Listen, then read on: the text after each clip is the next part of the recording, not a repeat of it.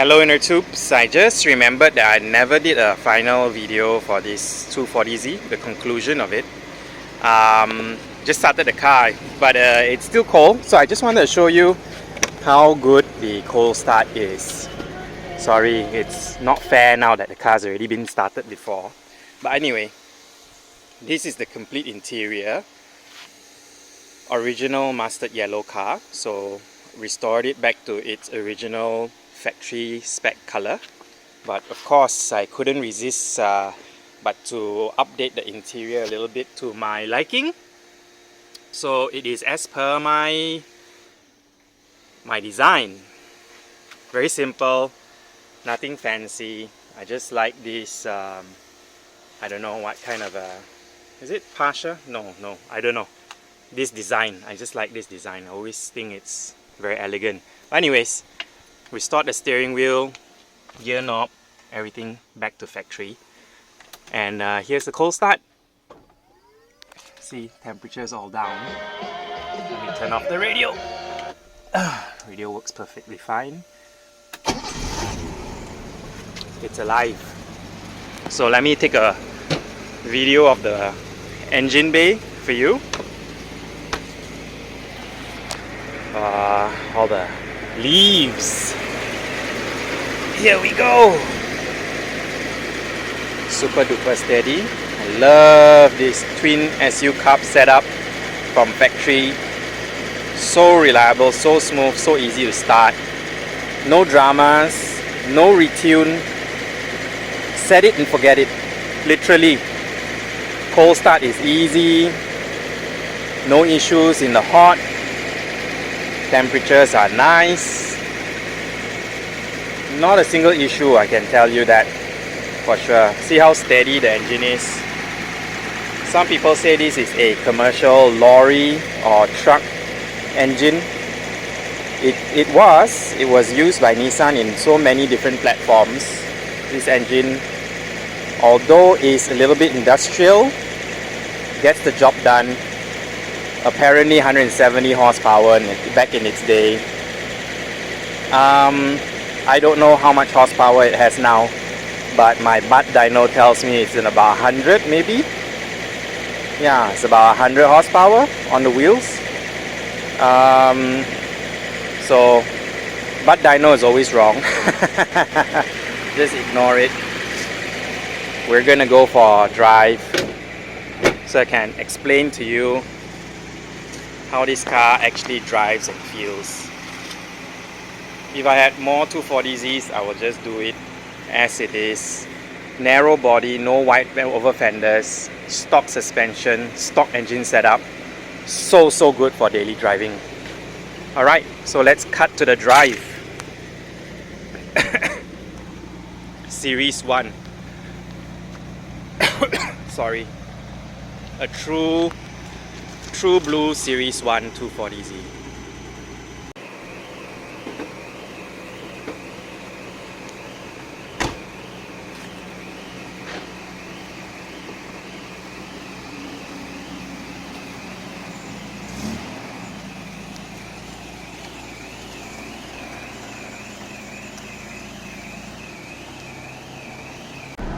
Alright guys, this is the drive impression of the complete restored Series 1 240Z. To be honest with you, driven a few 240Zs. Most of them are non-modified. They are running a single Holley carburetor or the twin SU carburetor, which is like this one, as well as my previous 240Z, which is the triple Weber 40s. And this one seems to be the one that ticks all the right boxes. Very user-friendly, very easy to live with on a day-to-day basis as a daily driver. This car is so comfortable because of its stock suspension. Drives very straight, has very good road manners, doesn't wander, has no free play in the steering wheel, and it's just very sharp. It's a precision vehicle, very precise. Classic front engine rear wheel drive setup. You feel the road and it's very intuitive. You drive the car with its steering wheel, you feel the road feedback from the front wheels, and it's very relaxing with its stock clutch, stock suspension. The twin SU carburetors tune very well. Don't have any headaches with cold starts. No need to pull any chokes. We've modernized the cold start and ignition timing. We've also put in an electronic hydraulic power steering system. We've modernized the brakes. It's 4-wheel disc brake now. Larger front brakes from an R32 Skyline. Rear brakes on this car is from an Altezza with a drum handbrake pull. So this car is slightly different from the blue car, the 280Z, which I'm building. 280Z, I'm using a rear Nissan N14 B13 rear brake setup, disc and handbrake pull following the caliper. So this car's rear handbrakes is much more complicated. So brakes very well, stops very well. Power, I would say, is adequate for such a light chassis. This car is just a little bit over 1,000 pounds, and 1,000 kilograms. I think it's fairly light, and my butt dyno tells me it's pushing at least 100, 120 wheel horsepower on the rear. So it does go very well. It turns very well. It stops very well. But this is not a car that you wanna drive very quickly all the time, because it just doesn't ache you to drive aggressively all the time. It's very nice to actually just cruise with the speed of traffic, and it's no fuss, no stress. Turns a lot of heads, gets a lot of attention, especially with this color, mustard yellow from factory. It's very bright. You don't see it every day. Not a very common color. And the shape of this car is just so sexy, so beautiful, so eye-catching, and it's very nice on the eyes. I think it has very soothing lines, so it's not very offensive, although it's very loud, the color. I think people just like to look at this sharp bullet shape of a car. The silhouette is iconic. It's easily identifiable. Not many cars of today's era has this kind of a shape. And it just has great road manners, great road presence, great road handling, with its updated air conditioning system. We've got ice cold aircon in here. We've got super light steering wheel. One finger, I can control where I want the car to go. Direction is no problem.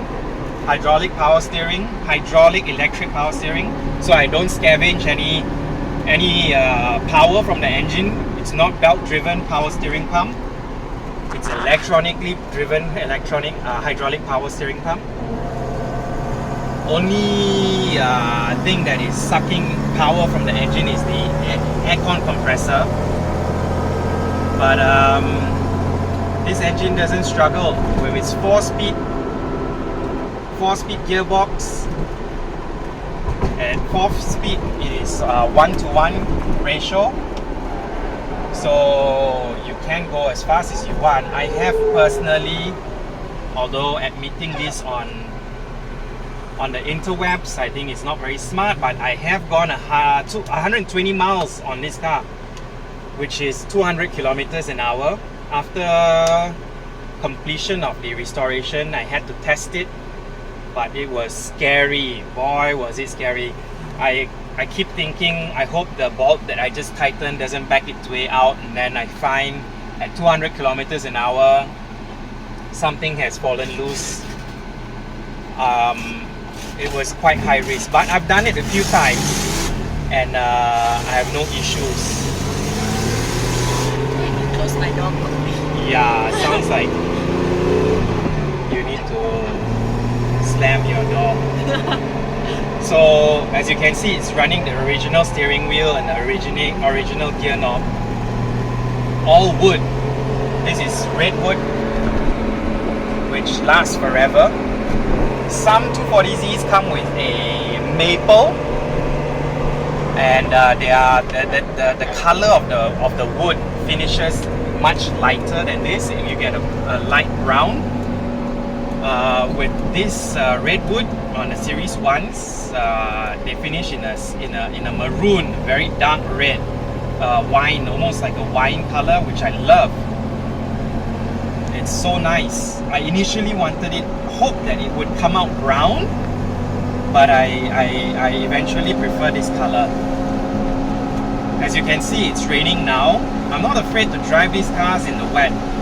Although a lot of collectors and enthusiasts or restorers would prefer not to, we just don't have a choice here in Malaysia. We live in a tropical climate, and it rains without warning. Well, it does. The sky turns dark, but I just can't see myself not driving these cars. I've been driving this car as a daily driver for the last few weeks, and have been enjoying it. It's so easy to live with. I have enough space. Of course, I don't go to school and send my kids off to school in this car. But when I'm running around on my own, doing my daily chores and my work, this car is comfortable, has plenty of space, more than enough room for me to do whatever all my activities. If you look in the rear, it has a huge boot space, and it's very practical in carrying goods, luggages, bags. It's good for a long 1 week road trip, no issues. I think I can do a 2-week road trip in this car with with the rear full of luggage and bags. It will be nice to go up north, go for a Thai drive from Malaysia, maybe make it up to Laos, Cambodia, Golden Triangle, go up to Chiang Mai. I don't think it's an issue. This car has proven itself to be very reliable. I've got no engine oil leaks. Fuel mileage is pretty good. I've got a 55 litre petrol tank, and I'm not sure how many miles to the gallon I'm getting, but I choose not to do the math on that. Don't want to calculate. This is not the type of car that you want to calculate your fuel mileage and range for with. But having said that, it does give me pretty good mileage. I've only had to fill up gas once a week so far, and I use this car daily.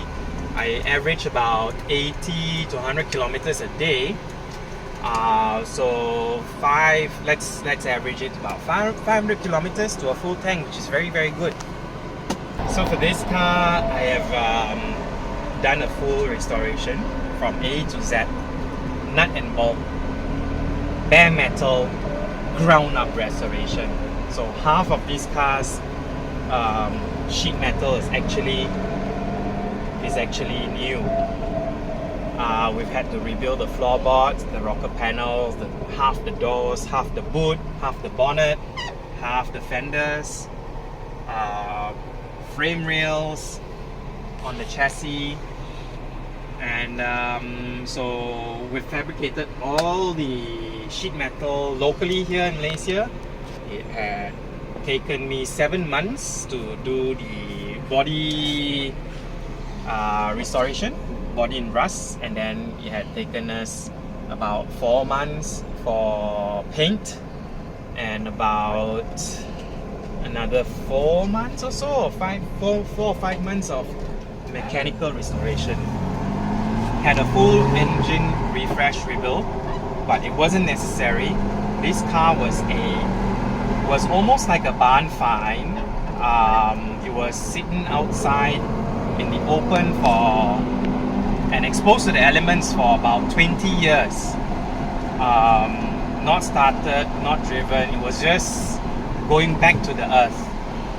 The ground was eating it back up in America, and it was destined for the scraps. So it was going to be scrap metal, and I couldn't resist. This car was complete. It had 100% of all of its parts. However, it was just too expensive for Americans to restore, and the car wasn't driven for over 20 years. Nobody had any faith in restoring or rebuilding this car. So I took up the challenge and bought the car for a full restoration. So it's taken us 2 years plus to get to where we are today, and we've had to rebuild everything from A to Z. So all parts brand new, full polyurethane bushes underneath, all bearings replaced, gearbox bearing, rear differential bearing, engine main and conrod bearings, complete head, a top set for the head, means valve seals, but the valves were ground, and everything was cleaned up, rebuilt the engine, brand new cooling system, brand new everything. So brand new and bespoke wiring, and this car runs like a dream. I can only imagine how a brand new car like this leaves the showroom in 1971. I hope that I am able to replicate that experience, that feel in this restoration. So the only modernization or advancements we've applied to this car, to today's current driving environment, is new brakes and the power steering, the air conditioning system, and of course modern rubber. Aside from that, everything is as per factory, and I reused whatever parts that we could reuse from the actual car. If the windows were not necessary to be replaced, I did not replace them. If the bright work, the chrome pieces, were not necessary to be replaced, I did not re-chrome them. I reused them, I cleaned it up, and I reused them. So I tried to reuse as much of the original parts that came with the car as possible. For example, tail lights, glass, all the glass around except the front windscreen, and all the mechanical bits. But obviously, our cooling system had to be new, and whatever that we had to do new have been new. That car was so close. I kind of panicked. Don't worry, this car turns on a dime. So I hope you guys enjoy and like the outcome of this car. If I were to have more 240Zs, I would definitely build them to this stock standard method of factory style cars. I would do this instead of going with a triple Weber and aftermarket clutch and harder suspension. I wouldn't. Those cars, if I had two of them together, I would always choose the factory stock standard car to drive daily. Simply because it's just so much nicer and easier to live with, and it's very fun. It's very fun to drive. Very fun to drive. It has a lot of character, and I can see how these cars were dueling out in the racetracks with the Porsche 911s and beating them. I can see how these cars were so competitive in the racing arena. from the 70s all the way till today, people are still using this platform as a successful race machine.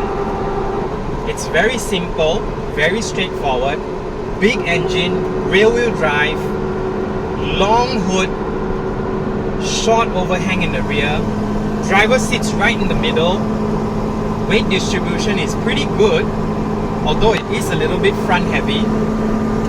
This car does oversteer, it can oversteer, although it doesn't have enough power to really power oversteer, but with the right mods, you definitely can power oversteer this car and turn with the rear wheels. So yeah, with that I would like to conclude the Series 1 240Z restoration series of videos. This car is now up for sale, and I hope it finds a new owner that enjoys and will keep it as fresh as it is from today onwards. I'm glad to pass this on to someone who would keep it and enjoy it and drive it just as I have. My real enjoyment was in saving a car that was destined for the junkyard. So thank you for watching, guys. I hope you enjoyed the journey. It's been a long 2-year journey, but we have another car coming up again soon, which is a 280Z, which I'm building an L30 engine for. Since if you all have been watching my other videos, we have had cylinder 5 give way, and we have had to rebuild that engine. So I hope you all continue watching and enjoy. Thanks. Peace out.